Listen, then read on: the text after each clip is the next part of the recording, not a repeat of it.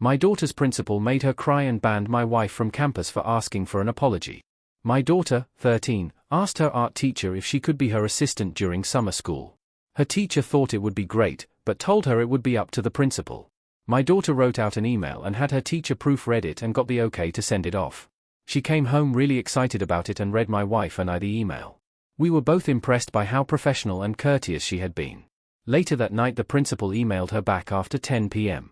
In the email she said that my daughter was inconsiderate and presumptuous, crossing the line of disrespect because she emailed her as though they were friends and not as though she was a student addressing her superior. She said she would not consider her request and instead would require a second email to apologize to her for the disrespect. My wife and I were absolutely floored.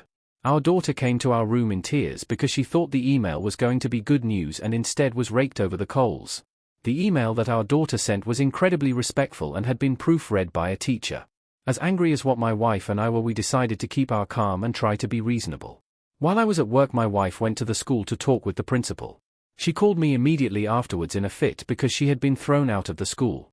The principal then sent an email to my wife with the account of events, saying it was also being sent to the school attorney. The account was filled to the brim with lies. She said my wife burst into her office and was yelling at her and clapping her hands in her face and wouldn't let her get any words in as she yelled over her. My wife is a very meek and respectful person. She did get angry and by the end of the conversation said that she did raise her voice, but only after the principal had. The larger issue in all of this is that it is a charter school that is not under the Board of Education and the principal is also the superintendent. My wife and I simply wanted an explanation of why that time of night and why that level of harshness to a student who was only trying to reach out to do more.